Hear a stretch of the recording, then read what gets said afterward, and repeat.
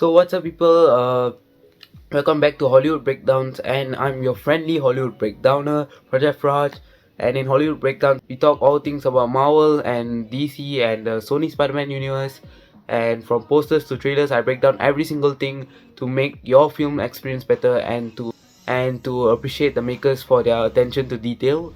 And today we are going to look at the top 20 movies, 5 disappointing movies, and some honorary of 2023. And this video usually comes out on New Year's Day, but this time it was kind of delayed. I'm doing this series where I'm posting a video every single day for 31 days straight, starting on Christmas, ending on the 25th of January 2024. And I'm doing this series on the main channel. That's why this video is also posted to the main channel. And we're gonna go from the worst, then the honorary mentions, and then to the top 10. For the disappointing movies, we are gonna go from 1 to 5, 1 being least disappointing and 5 being the most disappointing. The number 1 movie in the disappointing list is Ant-Man and the Wasp: Quantumania. So this movie had high expectations because it featured the main villain of the multiverse saga, the Kang the Conqueror, and it took the whole Avengers to defeat Thanos, but for Kang just needed Ant-Man, which in itself is kind of messed up. I thought Ant-Man might die, or he's gonna lose and maybe get lost in the quantum realm like last time. And then the trailers were leading up to this big thing. They were saying witness the rise of a new dynasty and stuff, and then the movie was completely disappointing. So, what's it gonna be? Ant-Man.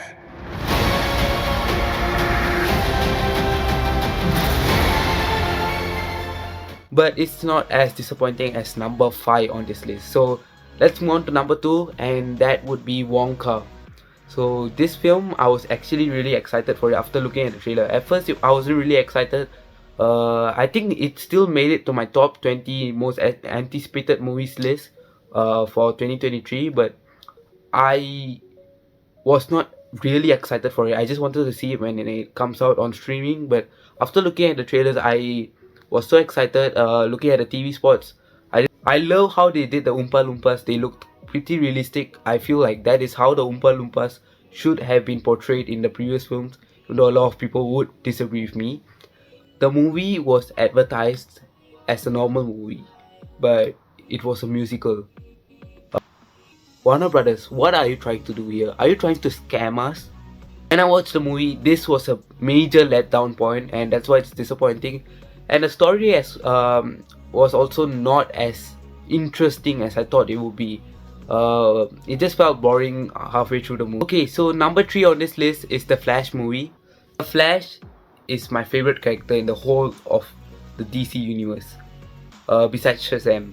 First of all, we know that this actor is going to be recast. He's not in the movie and he's not in the DC universe anymore. This movie was not about the Flash. It was about setting up the new DC universe and killing the DCEU. Where is my Flash movie? This is the first Flash movie we are having. I was so excited for this movie because Flash is my favorite character, but he hasn't gotten a movie, and we finally get one, and it's not a good one. This movie was just about bringing back Michael Keaton's Batman, and then Supergirl, and then looking at another Flash, another version of Flash who's just dumber than the already dumb version we have. And another thing I hate about the Flash is that there's too much fan service, and you won't even understand some of the cameos in there unless you search it up. And they didn't even explore the multiverse properly. It could have been way better. Strap to your parachutes. Hey, where's yours? Let's move on to the next one. Shazam: Fury of the Gods.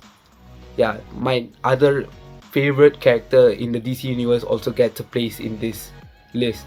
Why is DC doing this to me? I review films when I watch them, like right after I watch them in that account. So this is what I said about the movie right after I watched it. The final battle was kinda boring. The ending and the post-credit scenes made the film feel good, but overall still bad. Because what you went in there for is the first few minutes where you see Batman and Wonder Woman, I think, and then at the end, the ending, you see Wonder Woman again That's all people went there for, and that's what we got. Would have included Black Adam in there, but they didn't. I don't even see why Warner Brothers was willing to release it. Number 5 in this list, the most disappointing movie of 2023 or show is Secret Invasion, because this show had a really good setup. The first episode I saw, I was excited for the second. Second one, I see excited for the third one. Third one, I see a bit let down, but still fine. I'm still excited for the finale. And then fourth one, I go down a bit more. And then the fifth one is just it's just bad, but not too bad. I'm still excited for the finale to see how they pull off things. A lot of stuff they left off in the fifth episode they have to fix in the sixth episode. So really excited, and then the finale was just so bad. The VFX was of another level, guys. It's not the VFX that we've seen in this universe. It was that good. If you don't understand, I'm being sarcastic. It was really bad, and I don't know how they even did that. I don't know why Kevin Feige let it go through. This is personal. One last fight. Let's move on to the honorary mentions. I'm just going to list them out. The honorary mentions are the Marvels. This movie was just fun. It was I know a lot of people didn't like it. It's in their disappointing list, but no one was even hyped for it in the first place. You had to watch like 3 shows to even get ready for the movie and watch it. You had to do a lot of homework. So and then next is going to be I Am Groot season 2. I know last year I included season 1 in my top 10 list because there wasn't many movies to include in it. So since now I have enough, I'll put this in the honorary mentions because it was a fun one. But they're just shorts and they were shorter than the previous one. So, yeah, but it's a fun thing.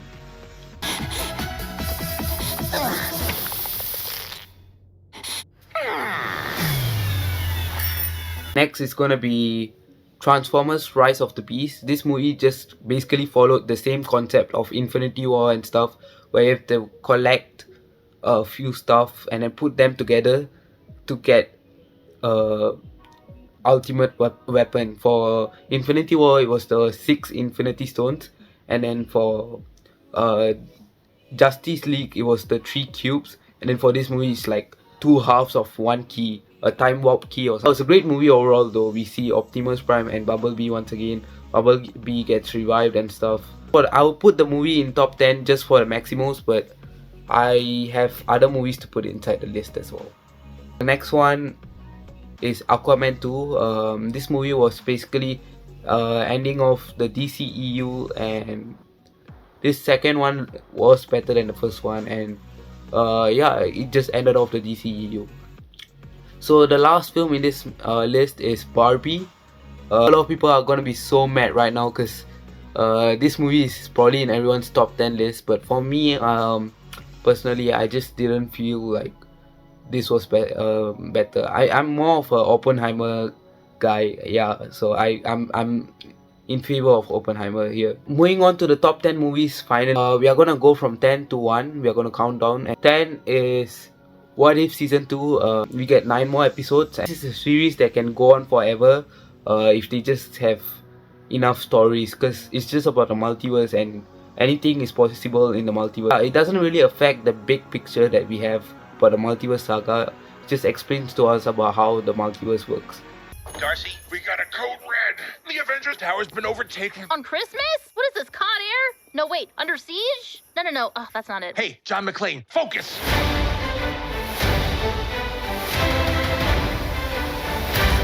On number 9 is Blue Beetle. This movie is the starting of the DCU, the first movie that James Gunn worked on a lot. So this movie only started production after James Gunn came in, I think. So yeah, it's a good movie. I don't know, it feels like a normal superhero movie, but better than what Marvel does nowadays. So yeah, his powers are new. I don't think we've seen his powers before. Excuse me, Mr. Reyes?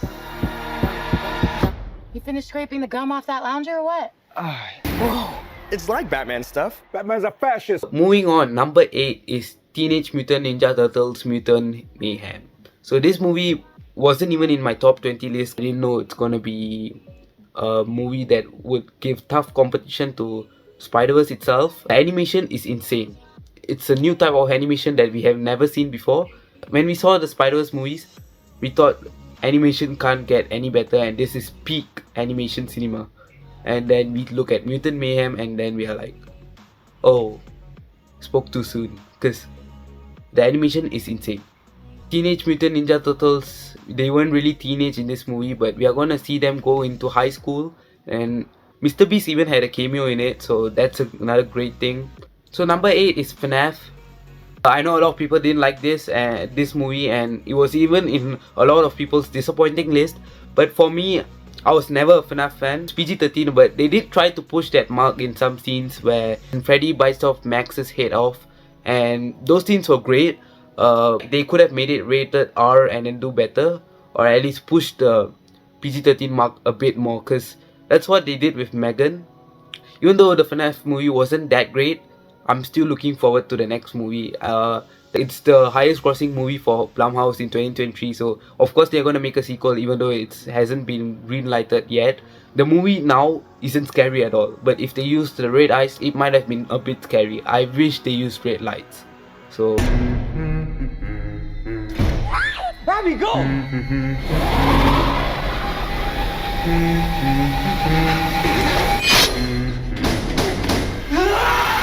Where to? Why do I always get the weirdos? number 6 is Scream VI. Like Mindy says in the film itself, when you're making a sequel to the requel, you have to change things up. You have to add some spice, because you can't keep doing the same things. So for example, legacy characters, kill them off.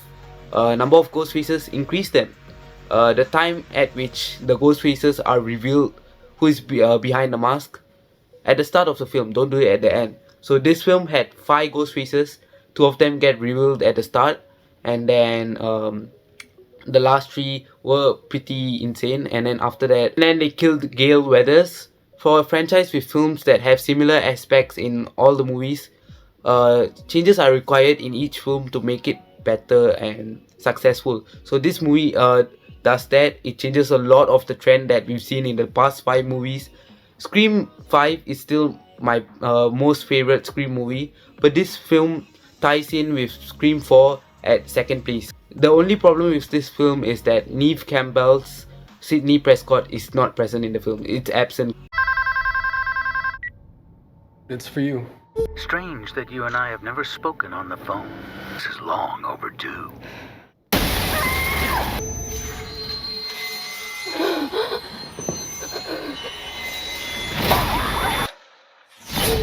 Scream. I hear you're a horror fan. It's been said. But let's just move on to the next movie. Number 5 in this list is Megan. Megan I wasn't even like, it wasn't in my top 20 movies. I didn't even know what it was gonna be.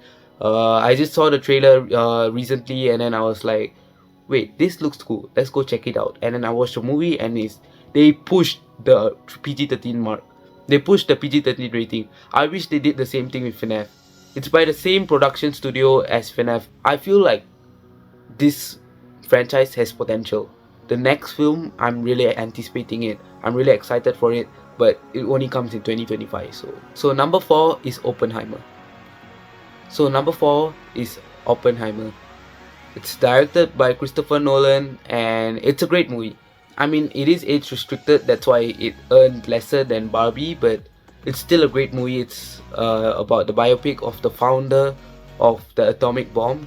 It's a great movie. It's Christopher Nolan, what can I say? They did a lot of research. It's like Interstellar, because Interstellar is a great movie. Moving on, number 3 is Loki Season 2. It's another show there's nothing wrong about it. It's just perfect. That's how Marvel should be. Loki is just the baseline. It's what we are supposed to get. You can't go below that, and whatever movies we get, it should be above that standard.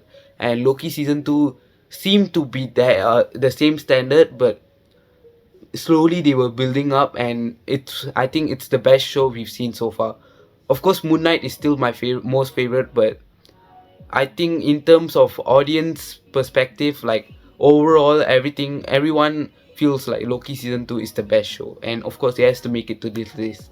So Loki season 2 was very nice, and Loki's character arc is completed, and this is the man who in the first Avengers movie came to Earth and asked everyone to kneel in front of him. He wanted to take freedom from everyone in the first movie, and now even though he can take freedom away from everyone, he chooses to give them free will. Loki is just insane. So this show is perfect. Always have been. Always will be. A little over the top, don't you think? I thought it was spot on.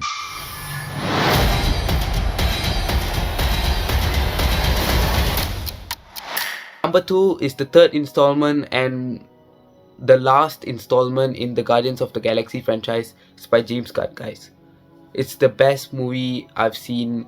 I'm not really a big fan of the Guardians of the Galaxy films, but this film made me appreciate all the characters. I see Rocket Raccoon's flashback. I really love Rocket Raccoon. It's a great movie. You always go to tears. You cry because it's that good of a movie. Guardians of the Galaxy is the best movie after No Way Home. I was tearing up a few times during Rocket's backstory, like when Lila dies and Rocket tests the out of the High Evolutionary, and when Peter was screaming to save Rocket's life, and when Rocket saw and saved all those tiny raccoons and finally found out that he's also a raccoon himself. The Guardians of the Galaxy films is a good franchise with comedy, music and fight scenes, and this is no different. And a lot of the scenes were very impactful, and now I see that the Guardians are significant characters, and now I have a newfound appreciation and liking for the Rocket Raccoon. I really want a new franchise for it now, but sadly it's the last one we're getting. And we'll kill anyone who gets in our way. No, not kill anyone. Kill a few people. Kill no people. Kill one guy, one stupid guy who no one loves. Now you're just making it sad. But now let's move on to the number 1 movie. You all would have guessed it by now because I didn't talk about it. It's Across the Spider-Verse. Say another movie that can even compete with it. You can't do it. This is an insane film. I actually rated it 9.5 in the Instagram story, but I didn't give it 10 out of 10 because it doesn't feel like a standalone film, because it depends on a sequel, because the sequel needs to be there to give us the full story, because we know that originally the title of the film was part 1 and then there was going to be a part 2, then they retitled part 2 to become Beyond the Spider-Verse, but they somehow made the Spot become a main villain, and then after that we have Spider-Man 2099 becoming another villain, and it's a great story. We see like so many Spider-Man in the lobby, and the animation is great. We even see live action characters inside. We even see Prowler played by Aaron Davis as well, and we see Andrew Garfield, we see Tobey Maguire. Who wouldn't like this movie? We even see a Lego Spider-Man, and hopefully we see Tom in the next movie because he's the only one missing. I don't know how they are making these movies, but it is great. They have been working overtime. Beyond the Spider-Verse is supposed to come out this year, but it won't. It will take some time. We can't wait. The ending was such a cliffhanger, and All stations, stop Spider-Man.